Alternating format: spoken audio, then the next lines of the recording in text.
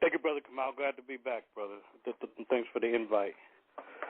Well, I was pleased to hear that you've been on the case to look at my book Towards Black Community Development, and I wrote it the first edition in '93, and I added a chapter in '96. But it grew out of my experience of going to every event that I thought was relevant in the 80s, in the mid and late 80s, that was relevant to the building and developing of the African community here in the U.S. and abroad. And I, in conversations with my late, and in fact our late great mentor, Brother Walimu Taseti, who has joined the ancestors, and when I wrote the book, I dedicated it to him because he invested tremendous amounts of time in my development. So I grew by leaps and bounds in the 80s as I began to systematically assess where we were as a community across the country and where we needed to go. And as a young undergraduate student, I was open to learning what my role could be. So I dedicated the book to the great mentor. And I said, I thank Brother Walimu Taseti for his profound example of male mentorship and for assisting me in advancing the cause of African people. He is truly an unsung activist and warrior, hero in our community, whose work is manifested in the work of those of us who have had the privilege of working with and being influenced by him.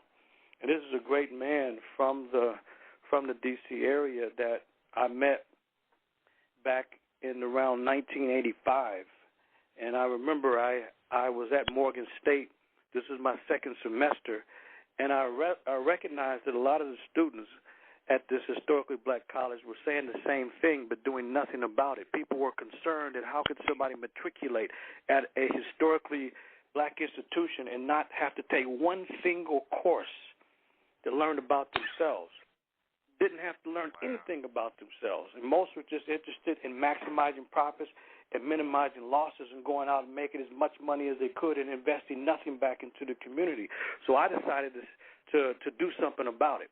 I left California, went to the East Coast to study, but I recognized there was a gaping hole in what the problems were and the fact that very little was being done. So I told people that I was going to organize a petition drive to make African history a requirement on Morgan State University's campus to make sure that nobody matriculated at Morgan and that could graduate without taking at least one course to learn about themselves. And as soon as I made that commitment to do that in the spring semester of '85, several people immediately said, you need to contact Professor Ware, who at that time I hadn't met, hadn't heard of. And so I got on the phone immediately. I looked up his extension, gave him a call, and Doc came bouncing over to the student government office with immediate and forceful support. And from that day on, we had a tremendous friendship and comradeship and mentorship, but also understood that as much as he was guiding and teaching me, I also was energizing him and helping him move forward, too, as an elder, because nobody can work alone. And eventually I put together a petition. We got more than 2,000 signatures in just over a week, about 2,500 signatures to make African history requirements. So on Morgan State University's campus now, every single student to graduate, they must take the African diaspora course because of the work that I stayed up. I wrote the petition up in April of '85, and that's a hallmark. But I initiated the work, but there was the support of Brother Walimu. And in our ongoing observations and conversations and work in the community, it became clear that in the 80s, that while the African-centered movement really burst on the scene in 1984, where you had African scholars and African lecturers, many lecturers that weren't necessarily scholars per se, but they were crisscrossing the country, spreading the African-centered idea, the African-centered concept, challenging old ideas, challenging places like Georgetown University and Stanford University, who had these outrageous great books curriculums. That, in other words, to graduate with a respectable degree, to be a real and so-called intelligent person, you would have had to have read all of the so-called great books. So this curriculum was really a bogus curriculum because it related only to authors from Europe or Euro-America. Nobody else in the world allegedly had any writings, any works, any ideas, any scientific writings, any philosophical writings that had any merit. So when African scholars challenged this nonsense and also challenged the Greek miracle, the miracle that out of a immaculate conception, all of a sudden Greek writers and Greek philosophers and Greek scientists with no mentors, no teachings, no antecedents, out of nowhere they suddenly were teaching the world all of these sciences, and yet there's no teachers, there's no schools, there's no books that they could have possibly learned from. So the Aryan model was running rampant without an effective challenge until African-centered scholars began to challenge this model and to talk about the classical African civilizations from Northeast Africa, mainly dealing with Kemet, or so-called ancient Egypt. And so this took off. It took off like wildfire. So across the country, there were campuses and community organizations sponsoring lectures and conferences for people to share information. This is the old days of old videotapes and audio tapes, and people sharing information, making copies, photocopying materials here and there. And in the D.C. area, I was actually in Baltimore, the great program For the People by Listervelt Middleton. That permeated the whole area where Listervelt and his South Carolina educational TV program that came on throughout the week had a lot of these scholars like John Henry Clark, Sheikh Anta Diop, and so many others, the great Asa Hilliard, many great thinkers and writers and scholars. And so the African-centered idea that Africans were at the pinnacle of human achievement, at the fountainhead of the best that the world has to offer in antiquity. And so this caught on like wildfire. There were groups formed across the country to hear about this information. And so what started out as an amazing effort to challenge the old racist status quo, where the only people who had any relevant contributions to the world were of European descent. So when this Aryan model was effectively challenged, it backed up the Georgetowns and the Stanfords and the other institutions that were running this nonsensical historical account that was really made up. This was a mythical account of what has happened in antiquity. And so, Dr. Yosef Ben-Jochannan and Clark and so many others effectively challenged it. So now people were in the fast lane to learn about this. I mean, there were events all over the country. It spread to the Caribbean and Canada and to Europe. I lived in England for a year, and I was there in 89 and 90. At that time, the African-centered movement was still in the fast lane. So what started out as a tremendous effort to really to spread the African-centered concept and ideas and African contributions to the world began to change. It began to change in the same way that the American Lyceum movement developed. And I'm sure, brother, that you covered some of this in my book. And so I was glad to be able to look at the history of how the American towns developed, because as a historian, that's what we were trained to do, and that is to look at the first-hand or primary sources. So I was able to look at these sources and look at how the early American towns developed. So before the days of Internet and texting and YouTube and all the modern features that people now use to get the word out, in the early American towns, in the early 1800s, the way in which the word was given out was just in the local towns. People would have a lyceum, and the lyceum was just a local hall where everything took place. It was like the town hall, the town center, where learning took place, classes were taught, lectures, and people were looking for useful information. This is really before these towns even had libraries, so they needed people who had certain information to supply what they called on a regular basis useful information, and whether it was about astrology so that the farmers would know how and when to sow the seed, or other practical things that people would need for employment and to make their lives easier. And so this was the first phase. So we're looking at the 1820s. But as time went on, the Lyceum began to grow. So now towns began to call and contact popular speakers from other towns that were now becoming cities.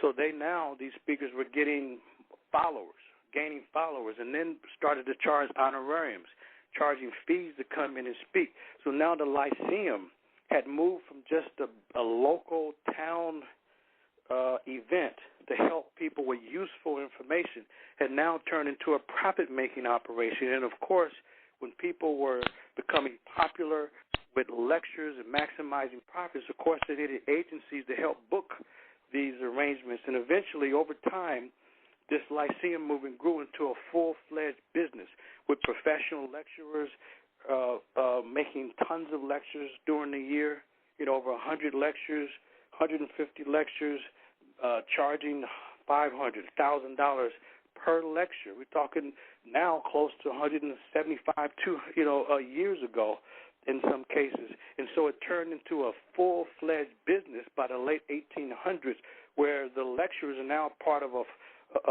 show, of a performance, similar to the circus. And so the Lyceum started out as a useful institution, and it eventually descended into nothing more than a profit-making apparatus. So as I looked at the Lyceum movement, and being a part of the African Center movement myself as a younger student in the mid and late 80s, I saw, and many of us saw, that the movement had changed now. Now you had people who were simply lecturing in the African-centered community for not to really to build and develop their community, but the goal was to maximize profits and to make as much money as possible. So we had people literally publicly bragging that they were giving 150 to 250 lectures a year, just a lecture by itself, not connected to any work, not to connect it to any building of the community, but to make money. Now, that's a lot of lecturing. You figure there's only 365 days a year. Somebody's lecturing, 40%. When do you have time to do anything else? So the issue became, for many of the people, is to make money, and they needed help doing so. So they started to use booking agencies. So the American Program Bureau and other booking agencies that weren't even black. So you had outside booking agencies controlled by people outside the community were booking folks. So many people were shocked. So they can maybe call one of the big-name professors in the mid-'80s, late 80s, to come across town to come and help them with whatever program that they had going on that month.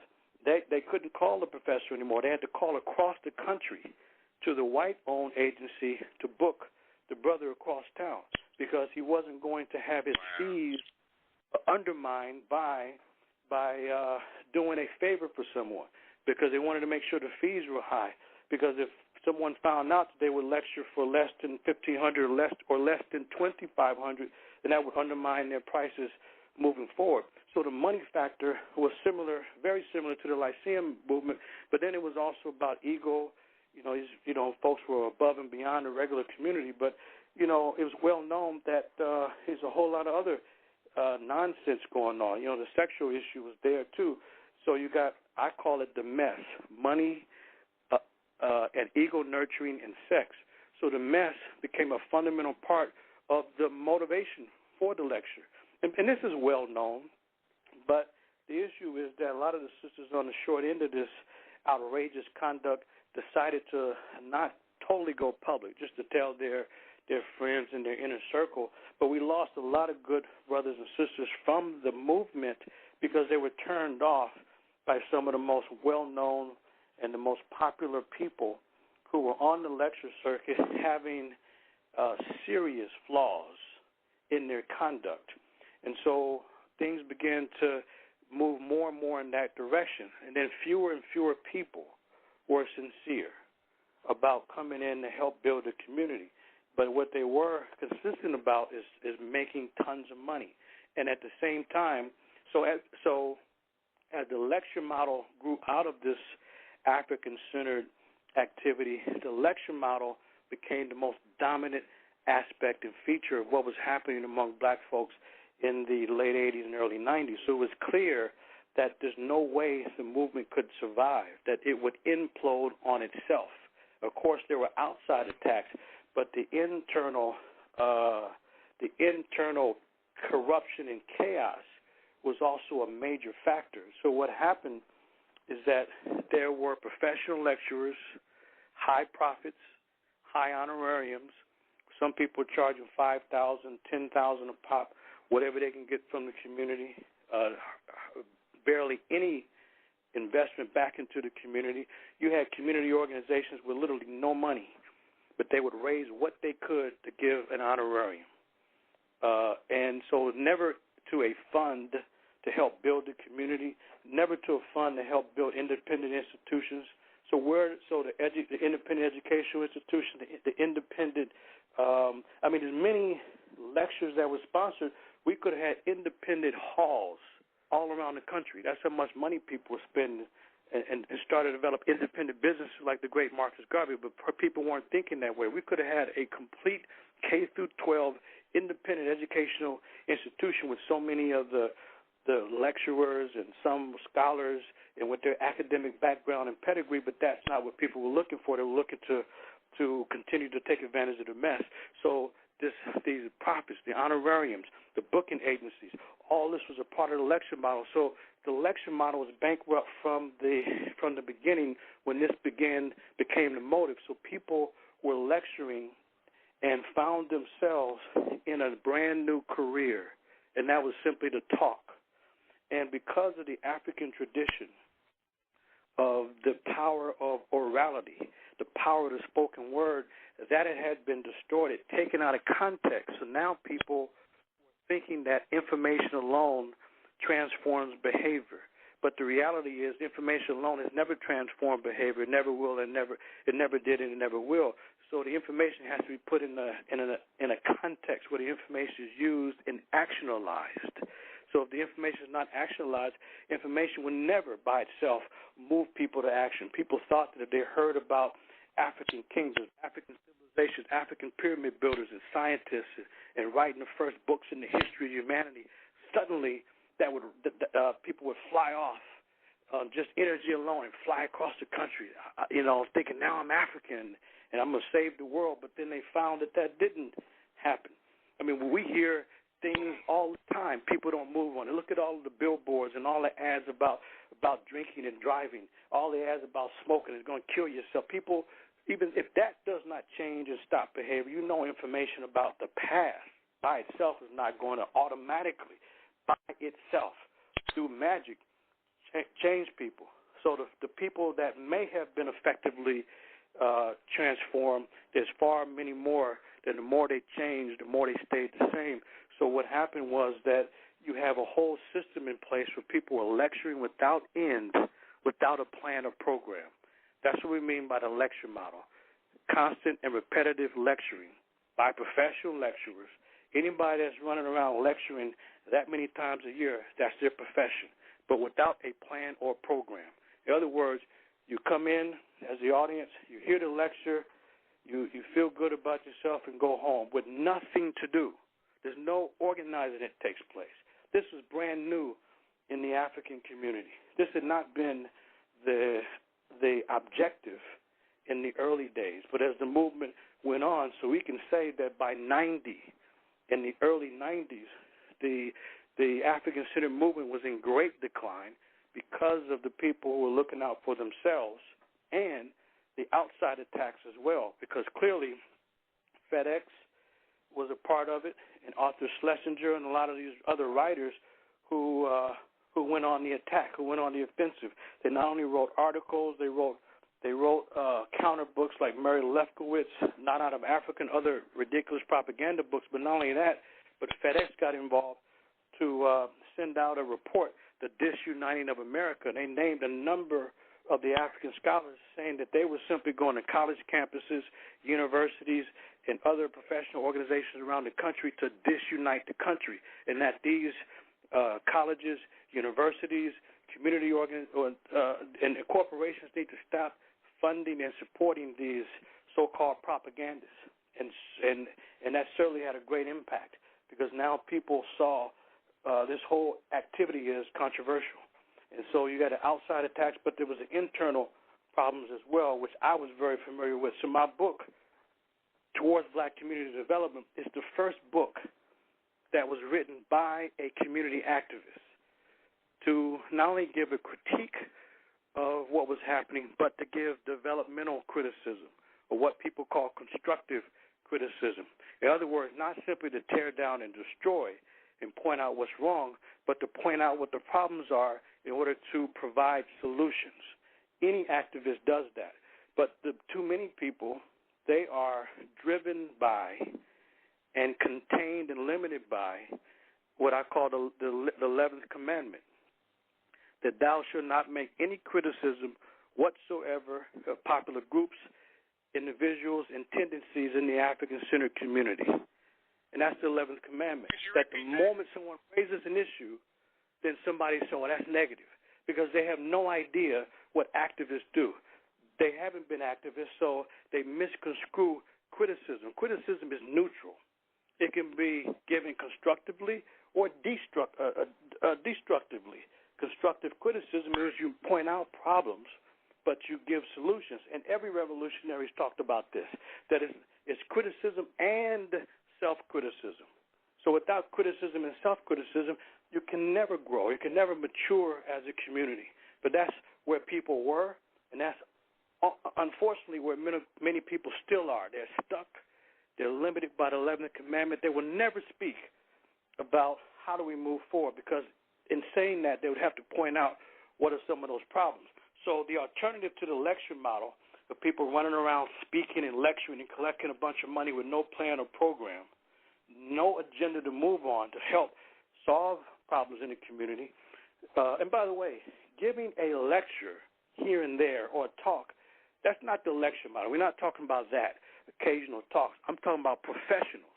That's what they do. They run around and give lectures. They make tons of money. That's their main source of income. In other words, they've created a career in simply speaking.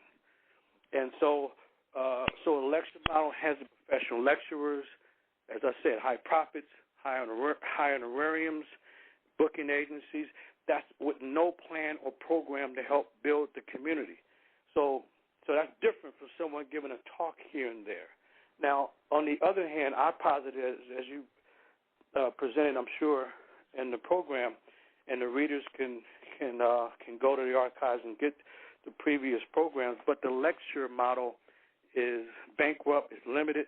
But what I clearly understand to be a more effective model, and I understood this, which grew out of my experience and also in constant contact with the great Walimbu Taseti, is that the workshop model. So I outlined 5 areas of activity within the community. See, we had an African-centered movement. Now it's not a movement. It's more of a community where people can go across the country, the Caribbean, Canada, different parts of Europe, London, Paris, and people have generally the similar ideas. So we have a community there in these places, but it's not the movement that we had in the past.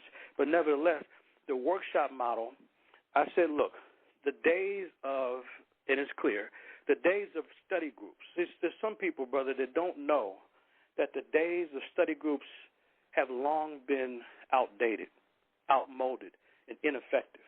Because a study group is just that. It's a group that comes together just to study. There's no plan. There's no effort, really, or program to do anything with the information, just to get information. But that doesn't help anybody. So I said, look, since there were study groups all over the country, why don't we take the fact that we're meeting, people are reading, which is positive, they want to know, which is positive, why don't we take this thirst for information and make it actionable? That what's most relevant is to turn the study group into a work study group. The purpose of study is to clarify the work that has to be done. So we need to work study groups. Instead of the study tours, hey, look, let's face it, the great pioneer is Joseph Ben Jokanan, Dr. Ben. He dragged African people back to the Nile to drink from the waters of the mighty Nile River. So we must credit Dr. Ben for that work.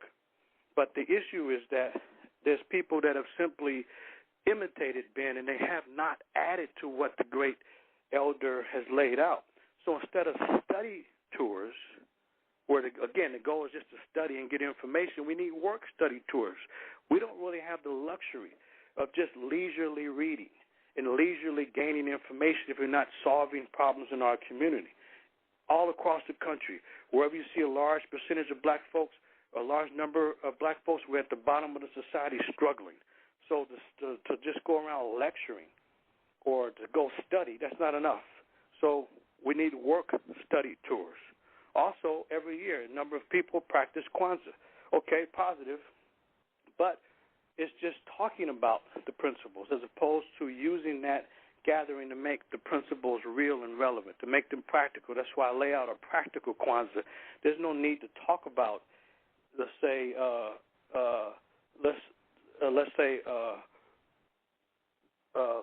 Ujamaa, for example, or cooperative economics.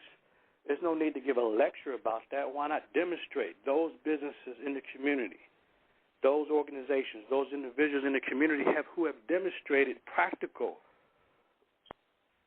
Kwanzaa principles like Ujamaa? Why not highlight them? Why not have a job bank and a job fair for employers, employees? Why not highlight businesses? No money needs to be exchanged so it doesn't turn into a hustle for anybody, but the businesses can be highlighted. You know, and also working conferences. This is the fourth area I laid out. And I got this from the great Booker T. Washington. Booker T. Washington didn't just have a conference. No, he had what was called the Movable School. And the Movable School is at Booker T. Washington, along with the great George Washington Carver. They were at Tuskegee Institute. They wouldn't just give a conference for a small group of farmers. They would teach those farmers new farming techniques, home economics, and then charge these conference attendees to go out and make the information actionable. He called it the Movable School. So it's not just learning in one place at one specific time, but it's people getting the information, learning the tools, learning the technique, and going out and not only applying the information, but to teach others, to help transform the community. And, of course, we need to train young people. So the workshop model, it makes sense. It is what will help build the community and move us forward. And this is what I laid out. This is why my book, Towards Black Community Development, Moving Beyond the Limitations of the Lecture Model, is a critical book because it challenged the community to stop all the talking and let's do something about what we're talking about. And there are some that heeded the message, and there were some that were already on the case doing what needed to be done. And but there are others who became very defensive, of course, because they were in the book. And so it informed a whole lot of people. But, brother, we have people who are listening tonight and who will hear the program that are too young to know about the late 80s and the 90s. They won't know. And so what some of them do, as I see it, they mean well, but they don't know. So they reproduce. They replicate the same dysfunctional activity that caused the African-centered movement to go poof, mainly, and disappear. It's not that the people disappeared, but the movement, crisscrossing the country with black people, energized. We can go into a room that's packed all across the country during the week, late at night, with people bringing families to hear about this information about Africans at the pinnacle of human achievement and how this could be used in the home, in the school district, this kind of thing. People wanted to know about these things, so the public got involved. And so they wanted to learn more about it, but we never gave them all of what was needed to make this into an ongoing process. Because if anybody say we did do that, then how in the world could we ever explain the fact that we continue to lose ground in America and that black folks are in poverty? We have all kind of problems across the country, and we're having a difficult time solving these problems because of the fact that we're on different pages. But we had an opportunity. We did. And so the record will state. Doesn't matter what someone says. The record will state when it's looked at by current analysts and also future historians. They will be able to assess the period of the 80s and 90s when the African-centered movement burst on the scenes and had a tremendous opportunity to take us another level or two or three, but we missed the mark. We missed the mark when we didn't institutionalize the effort, and we were more focused on big-name superstars that come in, give a lecture, and save us, as opposed to using their so-called star power to help organize in the local communities. We didn't demand that. So it's not just the professional lecturers who we must point a finger at, but it's the community who would, in amazing fashion, bring in the same speaker in the same city, in the same building, with the same audience, and basically the same topic within a 2-month period. To do and say what? Oh, so people say, I need a reminder. Why don't you buy the tape then? Listen at it. Why don't you just show the tape and say, now that we've got the information, let's organize. So not enough of that was being done. Yes, there's always great brothers and sisters around the country that were active, that remain active, that are activists by nature, but it wasn't enough to turn the tide from those who were looking for personal benefit.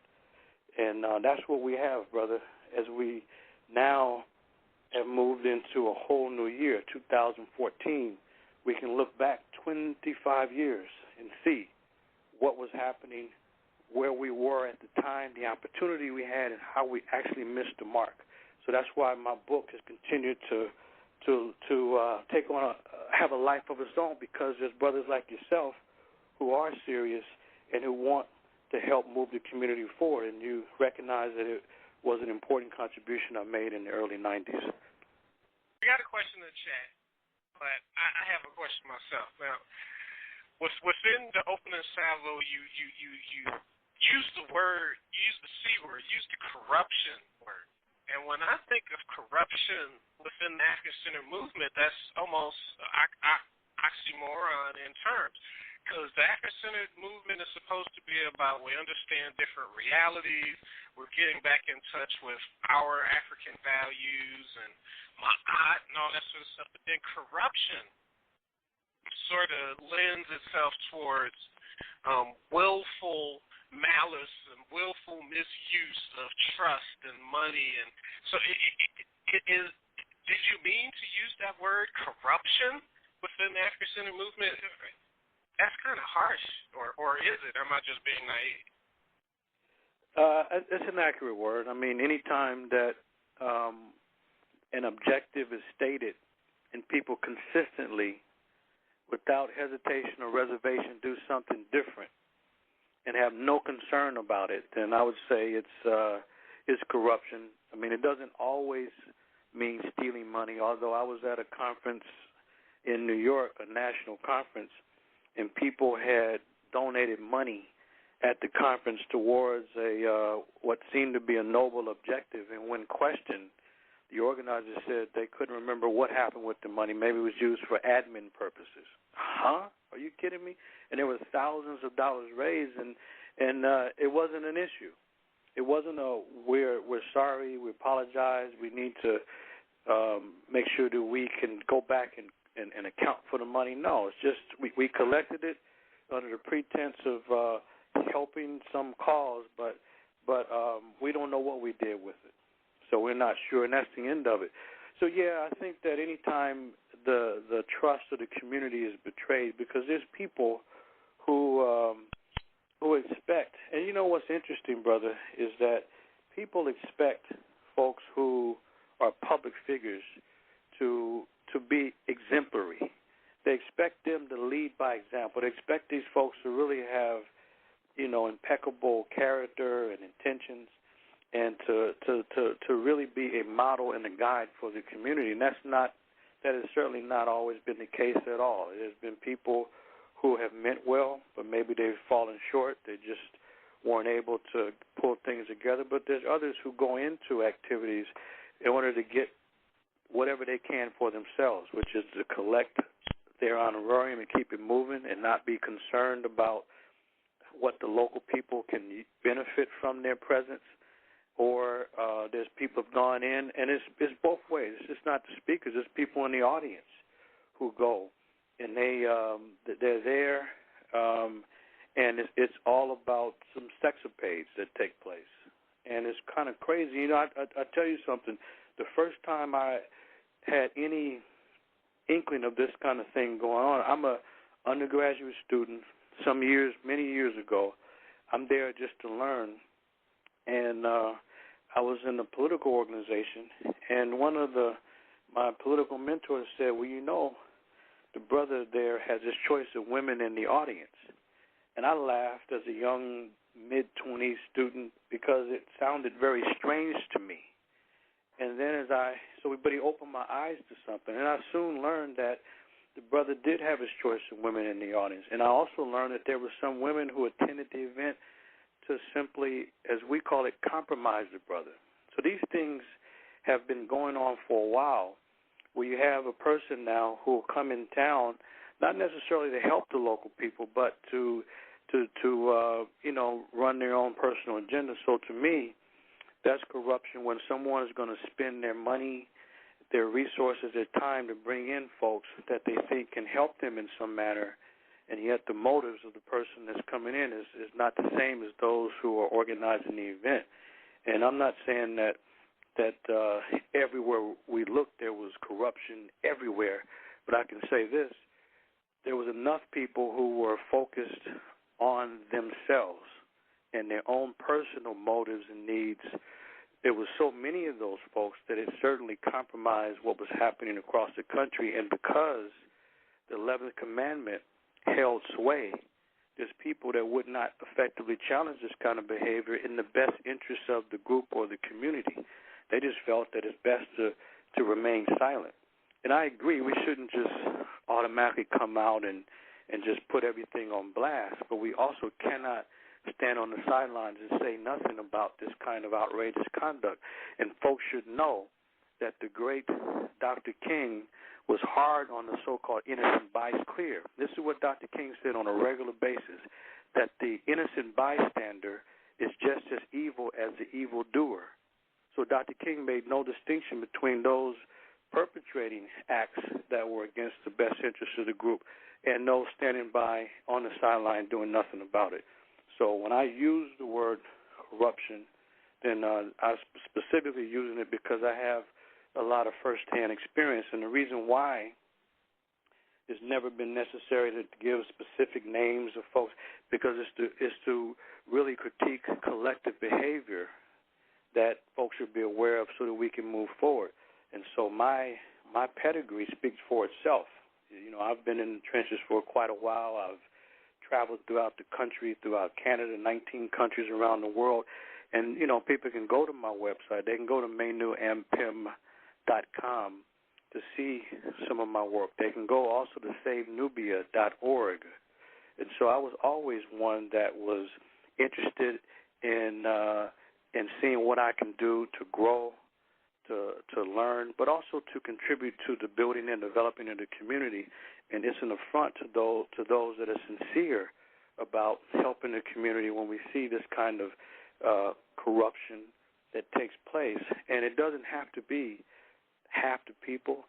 It doesn't have to be the majority. But when you have a significant number of people engaged in activity that undermines positive objectives, then it means that the objectives are probably not going to get met when you have so many people who are moving in the opposite direction. And sometimes it only has to be a few to destroy the collective effort. So that's why we should be concerned about actions that prevent us from helping our community. Understood.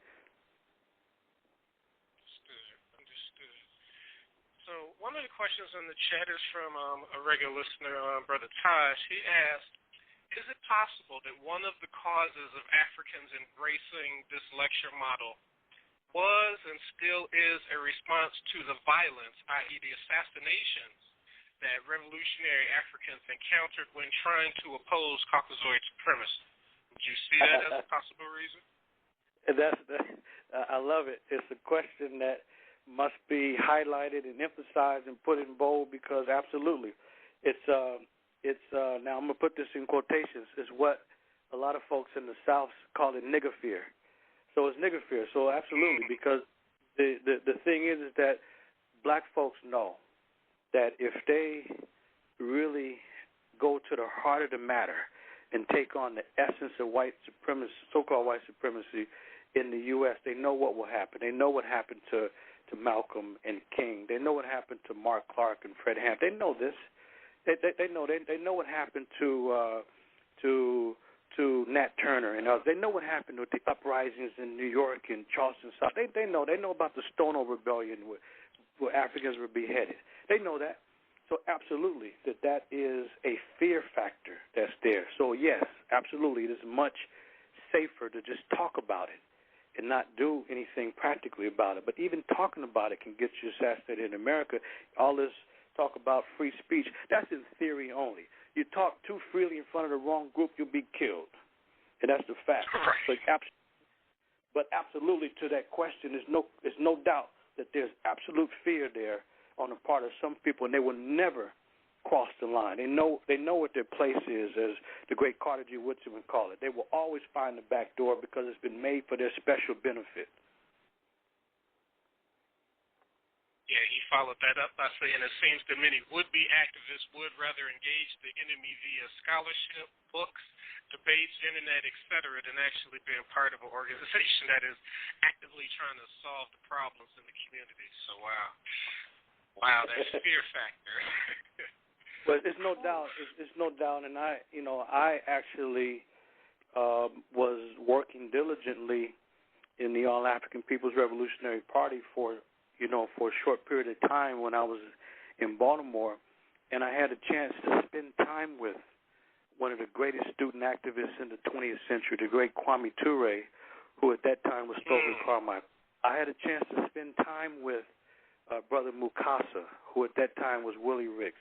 I talked to them. I met with these brothers. They were in the party.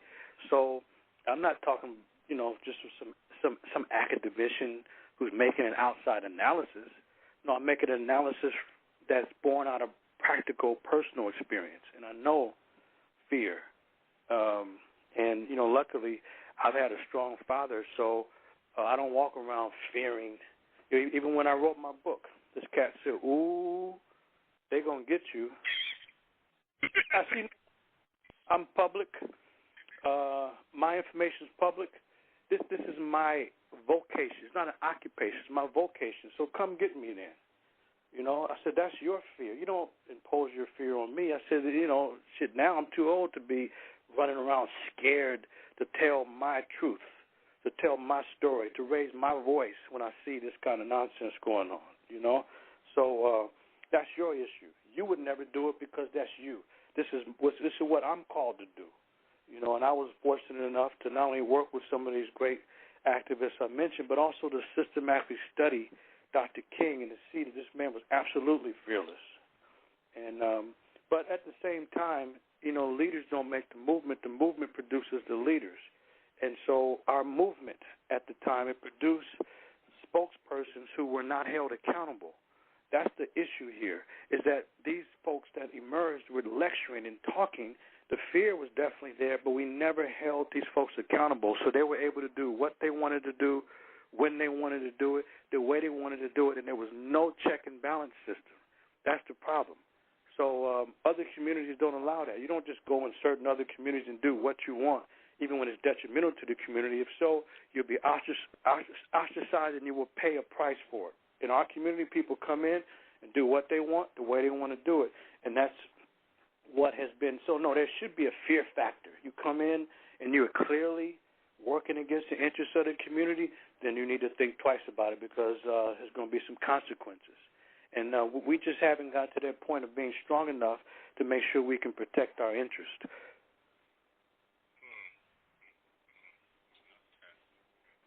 So now we have another question from a regular listener, Sister Lisa. She asked, I guess in relations to the solution to the workshop model, she asked, have you read, and if so, what do you think about Powernomics, the national plan to empower black people by Claude Anderson?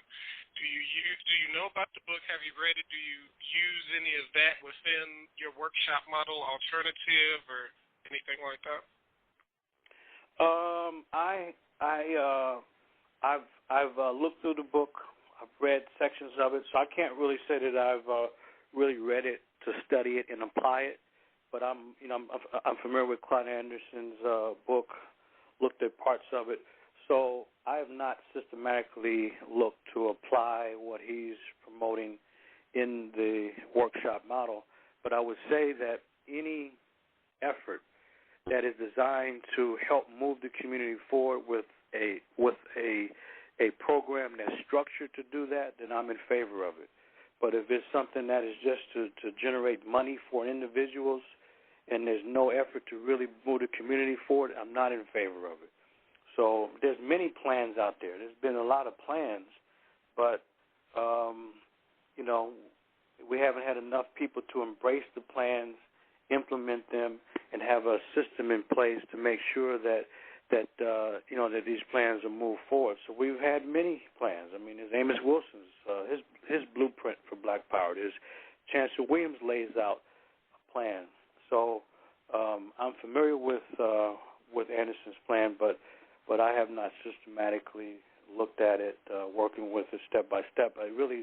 People who develop the plans, they're always the best advocates for the plan that they develop. We've got one more right now from Asafo Diama. They say, greetings, family. Asante for the program. Thank you. And the question is, Baba and Pim, are you available to those wishing to implement the workshop model that might need assistance? Oh, absolutely. All day and night. No question whatsoever. So when you need me, I'm there. Absolutely. Yeah, I have helped groups to implement different plans, programs. I mean, like rites of so-called rites of passage, rites of transformation. One of my most popular DVDs and also CDs, for that matter, is the 5 African initiation rites, because these rites have constituted the core of African culture and human development. So a lot of times people say it's very, very difficult during the times of when someone's a youth. Well, no, it's difficult in America. I mean, every stage in life is a challenge. So it's not like after you get past youth, everything's a piece of cake. That's not how it works. But being a youth, a young person here, is particularly difficult because there's no rites of passage system. So there's been folks who have been very interested in seeing how they could develop programs in a group that they work with and in their individual families. How do they learn what they need to learn in order to help bring young people into adulthood, into community-oriented, responsible adulthood? So, yes, I'm always available. So a person can always reach me. My email is Prof. Manu, short for professor, is PROFMANU @acninc.net. That's Prof. Manu @acninc.net. And you can call the phone number 510-568-3880. And my website, I already mentioned it. So, yes, it's ManuAmpim.com. So, yes, I'm definitely available. And I just put all that in the chat for everyone. So, again, he said Prof. Manu, PROFMANU, @acninc.net. We also threw in the phone number 510-568-3880. And, again, his website is his name, Manu Ampim, ManuAmpim.com. So that's how, we're initially, we were Facebook friends, and I shot out a Facebook message, but then I looked in the book, and on the website, he had his phone number and everything, so we just called him and connected like that. So like he said, he's open. He has accessibility. Unlike some of the other big scholars, you got to go through 15 people to get to them possibly maybe 3 weeks later, but Professor Ampim is open and available for anyone that wants to build and talk and chop it up and whatnot. Let's set this Kwame Ture question up. So recently, I don't really follow Twitter, but I have a friend that basically lives and breathes on Twitter, and so they're friends with Roland Martin. They follow him and stuff. And so he had mentioned that he might be interested in creating like a SNCC 2.0 or reviving it. And me and other folks are laughing at that, especially knowing him. But one interesting thing that he did mention is that he said he felt, from his research, looking at a certain aspect of King and his critique of Black Power, that SNCC ran better when his name was Stokely Carmichael versus when he changed his name and ran SNCC under Kwame Ture. And I thought that was maybe parsing hairs. I thought that was a bit of quibble point. But when I looked at your chapter in dealing with SNCC, and to even, I just hit the page. You directly say, despite the fact that SNCC had made important contributions in the early to mid 1960s, by 1966 the organization had begun to embrace the lecture model and thus provided a prototype for the current excessive speaking without a program activity in the 80s and 90s in the African-centered movement. So, one, would you, if you could address that, from your research, did SNCC run better when he had his slave name versus when he took on an African name? But then, two, you directly say that was the prototype, that was the progenitor of the present day lecture model. And so could you address that as well? Okay, that's an excellent question. Well, I think that it is, regarding SNCC, it really had nothing to do with his name. So that's kind of something that is mentioned in this regard that has nothing to do with how SNCC ran. When SNCC was formed in April of 1960, it was the organized students in the South around the sit-in movement. And then SNCC grew far beyond that to become, I argue, the most important student organization in the 20th century. And so as SNCC grew in the early 60s, they had their campaigns in Mississippi and other places in the South to organize local people and help empower them and identify local leaders. But as SNCC went on in 64, 65, different leaders, whether it's James Foreman or Bob Moses, they had different ideas of how SNCC should grow. But what changed and moved SNCC in a different direction was in June of 66, when the Meredith March Against Fear became the Black Power March, where SNCC, under Stokely Carmichael and Willie Ricks, they strategically introduced the slogan of Black Power into the movement. This is the first time the slogan was used in a rally or demonstration. It's not the first time people had used that in writing, that the concept and the phrase of Black Power, but it's the first time it was introduced in the movement. So yeah, he was still Stokely Carmichael there. So what happened was that's the birth of the Black Power movement in June of 1966 in Greenwood, Mississippi. So after that time, the great Stokely Carmichael, he became the chairman of SNCC. People like John Lewis and other people quit because SNCC, SCLC, CORE, these organizations moved in a different direction. They abandoned the old ideas of black and white together, integration, and not carrying weapons in a demonstration. They abandoned that and said that we will defend ourselves attacked by the police, and that instead of we shall overcome, they start singing we shall overrun.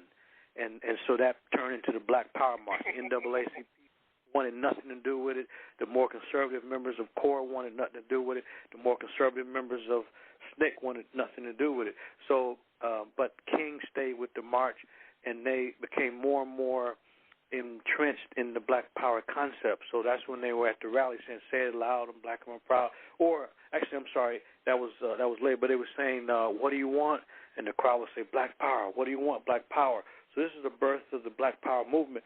So SNCC then was caught up into the national fervor of the Black Power movement, where the media and the general media, mainstream America, and civil rights organizations, leaders, they began to attack Kwame Ture and SNCC. They began to attack the leaders in CORE. They began to attack them and to say that this is some hate speech and this and that. And they tried, and these leaders in the NAACP, A. Philip Randolph, Roy Wilkins, all these people, they tried to bring Dr. King into this attack on the young activists in SNCC, and he would never do it. King did acknowledge that it was more of a slogan than a program. And so what happened then is that Stokely became popular, so he began to speak around the country. about Black Power. He wrote his book with Charles Hamilton on Black Power, and so he became very popular. He's articulate. He's sharp. He's an activist. He's in the trenches. He's as knowledgeable as anybody about strategy. So he got pulled into the larger force of speaking and lecturing about this new concept of Black Power, because nobody used black very often. Everybody used colored or Negro, so very few people use black. You know, Malcolm uses it sometimes, other times he uses Negro, and that was true for everybody. But when the movement burst on the scene, now black became something to be proud of, as opposed to a badge of shame. So you look at SNCC in '66 and '67; they were already in transition. And when this Black Power March emerged, they don't have a program now, because they've clearly moved in a different direction. The movement split. There's nobody at that point talking about civil rights who had any credibility. If people wanted to maintain relevancy, they moved further and further to the left, the radical left, and that was SNCC and Stokely, and that was CORE and Foreman and the leaders in that group, and SCLC, these groups. And so you look at SNCC, they were lecturing about Black Power and talking about it, but they were never able, even when H. Rap Brown became the chairman in '67, he said that they were going to move from rhetoric to program, but they were never able to solidify a program because SNCC was being attacked, SNCC was in transition, and so the government implemented its COINTELPRO on another level. So a lot of the leaders were sent into exile. So Stokely Carmichael, he went to Cuba, he went to different places, and in order to get out of there, he would have been killed otherwise. He leaves. So others were sent to prison, others were assassinated who were in the Black Power movement. So yeah, I do argue that SNCC is definitely the early model, the early prototype of the lecture model, because that's what they were doing. They were lecturing without a plan or program. But I would say that there was no, and you used the C word earlier, there was no corruption in terms of people taking money and just, sleeping with women around the country. That wasn't the issue. The issue is that they didn't have a plan, a program. They weren't organizing effectively in the South as SNCC had done in earlier years. So SNCC did not just in a fluid way lead directly to the modern lecture model, but you can see that all the elements are there. Constant lecturing, no plan, no program, people running around speaking about concepts and not implementing them. And that was the criticism that was given regarding SNCC at that time, and we can even see it now that that's legitimate criticism, because they didn't have a program, because it was organizations moving in a new direction. They were never able to solidify its new direction. So, SNCC kind of faded away some years later, but it was from a lot of outside attacks as well. So a lot of the activists, they were traveling, they were in exile, they became a part of the, Black Liberation Front and, Army and other groups. So, yes, I do say that, but it's not. So, yeah, he later changes his name to Kwame Ture, but to suggest that he changed his name to Kwame Ture and that somehow caused the organization not to function as well, those things are totally separate. He changed his name to Kwame Ture when he's looking at the larger international global issue of Africa, and then he changes, just like many of us. We change our name when we really embrace Africa more, but that's not why SNCC declined. So those two have nothing to do in common, and so my writing at the time is not to suggest that SNCC led directly to it, but it's the first time that we can see.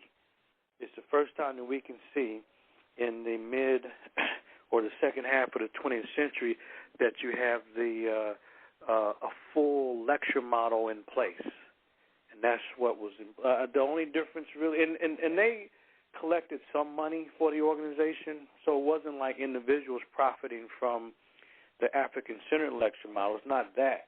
but it is the lecturing without the plan and program. So that's really the point that I would make, that it's not identical, but it's enough there where they are certainly lecturing and they don't have in place a program, and the money from SNCC dried up because the organization's direction changed. In fact, SNCC, they stopped calling themselves a Student Nonviolent Coordinating Committee. They just said, look, just call us SNCC. In other words, we ain't necessarily nonviolent anymore, so don't call us that. And not only that, but they kicked out all of the white SNCC members at that Black Power March. It made them all go. So clearly their money dried up, and support that they had in different areas or from different arenas, that money dried up. And they were never able to reconsolidate the resources that they had been receiving from the past, because the Black Power direction was a new direction for everybody in the country, including SNCC. Yeah, I mean, with Roland Martinell, listen to him. He doesn't understand black nationalism. He's all down for reform anyway. So when he made that statement, that's what I shared with my friend. I was like, he just didn't understand black nationalism. He didn't understand it, and he doesn't want to understand it, and so that's why he got the nice little TV show and confusing folks. But anyway,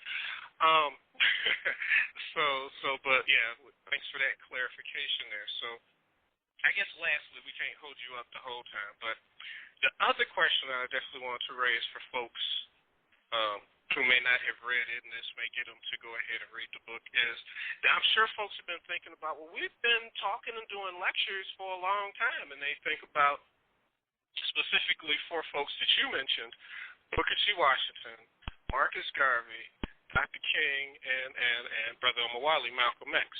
And so like I said, leading up to it, you sort of lay out the clear distinctions on the differences of how they quote unquote lectured and did their stuff, and what the lecture model is, and the folks who follow it, what they do now. But I wanted you to address it and maybe even hit some other points that I may have missed. What's the big difference between those four and what's going on today as far as lecturing? Okay, it's a huge difference. Each of these brothers, Booker T., Garvey, King, and Malcolm, they were organizers. Each of them had a viable organization. So Booker T. founded the Tuskegee Institute. Marcus Garvey organized the Universal Negro Improvement Association. King organized the SCLC, Southern Christian Leadership Conference. Malcolm, left the nation and formed the Organization of Afro-American Unity. These were all organizations that these leaders formed to help address our issues, each one of them. So Booker T. thought that industrial education was a way to go, and home economics, and learning practical skills such as homemaking and farming and bricklaying, carpentry. So these are practical skills that Booker T. was teaching. Garvey, one of the greatest organizer in the history of black folks in the modern era, with millions of members around the globe. So clearly the UNIA, whether it's the Black Star Line or the Black Cross nurses, or the laundromats, the cleaners, and other practical things that Garvey organized. So and same with King. SCLC is a practical. This is a practical organization solving and focusing on resolving practical things. So yes, King, as the rest of them did, but they're speaking to clarify issues, and then to do what? Recruit people to their organizations. To do what? To work, to help solve problems. That's fundamentally different from the people that are running around now with no plan, no program, no organization, just doing what? Collecting money for lecturing. To do what? Nothing, just for people to sit and listen. So to hear how great Africans folks were. I mean, there's a fundamental difference. So, we can't be superficial and kindergartenish in our views. Oh, he gave a lecture over here. That doesn't matter. Having a speech here or there or a talk, there's no issue with that. But when that becomes a business, and when those talks are not connected to people doing something to solve problems, then that's an issue. And these brothers, that's why I mentioned them so that people couldn't take a superficial view and just say, well, Professor Manu Ampim is saying that all lecturing is bad. That's ridiculous. Doesn't make any sense. No, the issue is that when it's a business, and I learned a lot when I was an undergraduate student, and it really formed the basis for my understanding. I remember a while back there was a brother in ANRO, the African National Reparations Organization. He had said something. He said that, a great point, he said that a lot of the folks, they make a career in the struggle. In other words, they will entrench themselves in the community and with the problem. And the goal is not to solve the problem. The goal is just to continuously address the problem indefinitely, because that's their job, that's their role, that's their goal now. So that's their niche. It's not to solve the problem and work themselves out of a job. It's to keep their job by just talking about the issue that they've embraced in their niche kind of position. I mean, what an excellent point. What an insightful point. What a great analysis, because it stems from activists who know and who see others who are just talking about these things. They're not going to work themselves out of a job, and that's what it is. You know, people who are doing the same thing over and over again and talking and not working to implement what they say, then we should be hesitant to embrace such people, because they're not going to help us to ever solve our problems. But black folks all too often have low self-esteem. They don't feel good about themselves, so they got to hear some nice-sounding things. And so they don't like to always hear what I address, because it's kind of depressing to them to learn that dams are being built, to learn that people are destroying artifacts in the field, behind the scenes, in museums and on temple walls. It's not so refreshing to hear these things. And that's not my goal, to point out these problems, but I must point them out. How can I ignore these criminal acts that these people, when they go out and de-Africanize images and paintings and reliefs and statues? So I have to address these things, and people don't often like to hear the things, but they would rather hear an uplifting lecture all the time. That's all they want to hear sometimes, and that's part of the problem. So we just need more balance. It's okay if people need to feel good. Maybe they've been beat up and beat down during the week on their job. They want to hear something uplifting from time to time, but to do that on a regular and constant basis, we got problems when that happens. So then lastly, so we can let you go, now you did mention some of how to use the workshop model more practically, and we addressed it in episode 6 of this series, but could you go ahead and finally address the workshop model, the principles, the practices, other things like that, just to leave folks with that clear alternative, because we've been letting folks know the lecture model's defunct, there's more that needs to be done, all that sort of stuff, and so you propose the alternative in the book. So could you walk folks through more of the specifics of that? Yes. So chapter 12 of the text, I wanted to, really lay out what the workshop model, and this is just kind of an intro. I mean, there's different applications, but I mentioned earlier that we still have this around the country, and that is people are focused too much on study groups. We don't have the luxury just to sit around and study and read and get information in other words, the book club philosophy. No, that doesn't help us just to have fun and read. We need work study groups, because the purpose of study is to clarify the work that had. And I learned this from the great Kwame Ture, because in the AAPRP there's no such thing as study groups. It's work study. That's where I learned the concept many years ago. That you're studying to figure out how do you go out and effectively work in the community. So we study that issue. We study the historical context, the historical background. So we need groups that are meeting to meet for practical purposes. If somebody's studying about African civilizations, or if they're studying about, let's say African presence in the Americas or in the U.S., then what's the practical application of the study? What's the purpose of it? So there should always be a group that's designed to get work done. So on Morgan State University's campus, that's what we did. Brother Wanlima, I was a student, but you had professors, Brother Shabaka, Brother Wanlima. We had people from the community that joined us. We had students, and we demanded that people read the material, and so we can have an informed discussion, not people just kick back and listen to some pretty sounding words, but you read the material. And our goal was to read so we could have some understanding of what our issues and problems were, but also have practical agenda items. And so the work study groups can organize anything that they think is worthy to address in their local or regional community. But we really have to abandon the old, outdated idea of study groups. The reason why people embrace that so much is because this is all they know. This is all they know. They have intellectuals that give talks, give lectures, give speeches. And when they give talks and lectures and speeches, it seems as though everything that comes out of that is study only, like study groups. Forget study groups. They're outdated, they're outmoded, and they're ineffective. We need work study groups.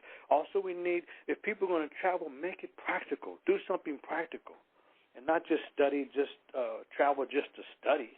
That's crazy. I mean, to spend thousands of dollars just to study. No, do something about it. So when people travel with me, some they want to learn the craft of being a primary researcher, doing first-hand research. So I go out in the field, show people, the rules, the techniques of how to put things in historical context, and to, what do you do at temple sites, pyramid sites, tomb sites?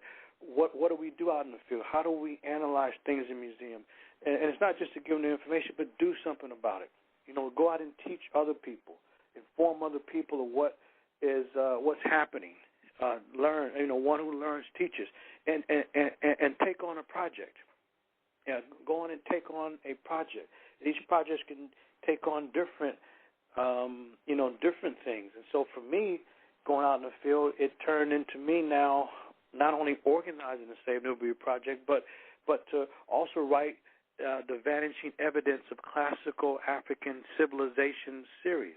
So my Vanishing Evidence series, when I went out in the field in '94, I noticed that there was a systematic assault on temple walls all throughout Egypt. And so I documented this. I photographed, videotaped.